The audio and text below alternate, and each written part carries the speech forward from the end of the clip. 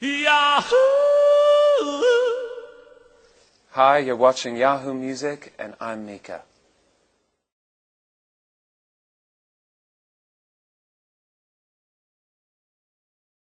I love it here. This is my third time in Hong Kong, and I think every time I come, I discover something else. I like walking around.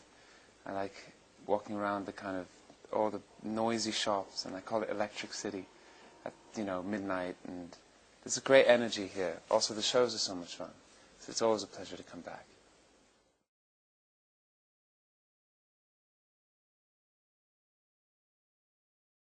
My second album is sonically darker, thematically a little bit darker. It's still just as kind of twisted in its weird euphoric approach to the way that I treat my subject matters. It's like I'll take all these stories, and some of them are quite dark, or some of them are quite odd, and I'll paint them into this world that's full of almost the bigness of the sound kind of represents the kind of comic book fantasy side.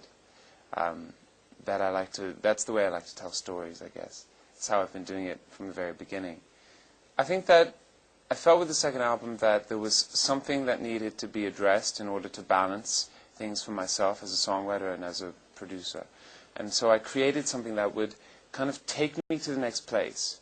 Now, as far as my third record is concerned, I would very clearly say that, don't expect a progression. I think expect a total overhaul of my sound, because that's the position that I've gotten myself into, thank God.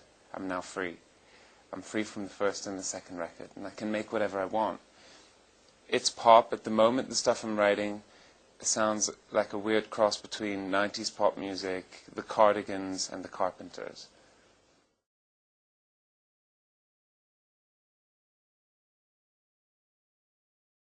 I've always been a fan of the Tofu Dogs. I think they have a great sense of sad humor.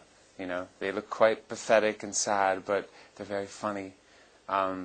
And I was always a fan, and then, because I collect a lot of toys, and every time I come to Hong Kong, of course, I think Hong Kong is the best place in the world to find all these toys.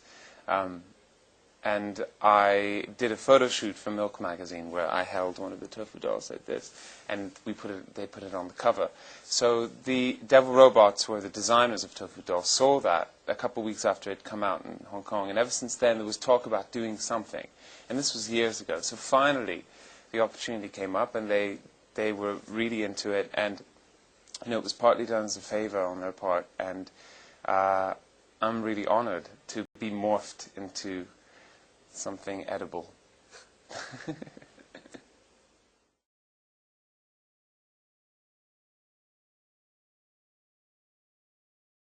The movie Kick-Ass had just been almost finished by the director Matthew Vaughn, and I get a call saying that Matthew Vaughn would like me to see this movie, and maybe I'd be interested in writing a song. So I get into the movie theater and I watch the movie just before it had come out. And they're like, "Do you like the movie?" I was like, "Yeah." And I was like, "Okay." They were like, "Do you want to write a song?" I said, "I'll try." I know they had rejected a lot of other songs. So I was like, "Okay, here we go." And I was like, "How long do I have?" They said 2 days to write it and record it. And I knew that Red One at the time was in London. So I called him up and I said, "You know what, I have this idea for a song. There's this movie that's come up. We've never worked together. Should we just try and do something?" And he jumped on it. And it was fun. It was very fast. And it was really fun to work with somebody new, somebody who works so quickly as well, because I work quite slowly. So we complemented each other, and it turned out well. As far as being a superhero, I don't know which one I would be. I like the little girl that shoots everybody. I know that she offends a lot of people, especially parents, but I think she's really cool. I think it's so wrong in every way that it makes it so right. If I had to have a power, it would probably be stopping time. Because if you can stop time, you can steal anything in any shop that you come across. You can take vengeance on anybody by doing whatever you want to them and then starting time again. Taking off all their clothes and dumping them in the middle of, I don't know, a shopping mall and then leaving them there. Or you could stop time when you're enjoying something. So I think stopping time is the best power that you could possibly have. If you live forever, you only get depressed because you lose everybody.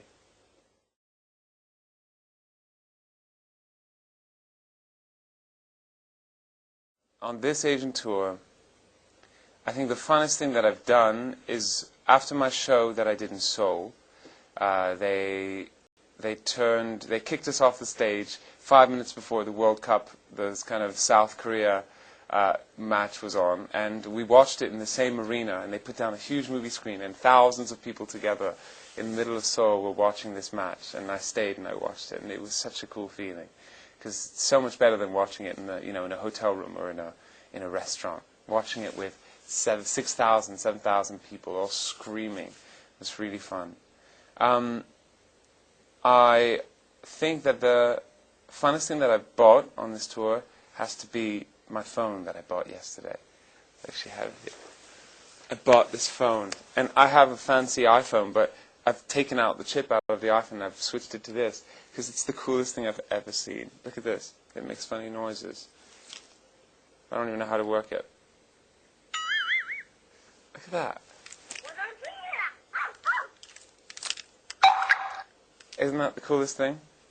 And it looks like a toy, but it's a phone. And I know everyone's going to laugh at me in London when I go, hello?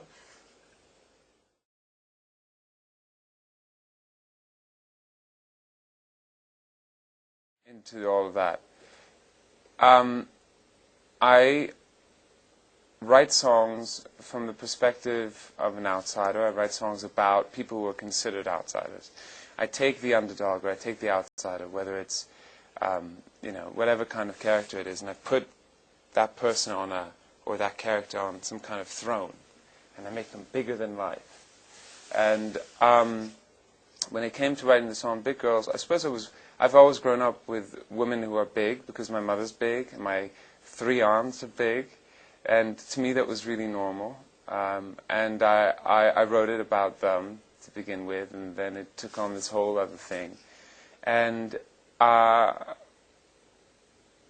guess it kind of goes along that line of taking this kind of concept of the big girl who I guess isn't the one that's always in the music videos, and flipping it around and making them the ones that are in the music videos. You don't see them exactly in a lot of rap videos. That's why I used to look at Missy Elliott and I used to think she's the coolest thing on television. She's the best dancer on television.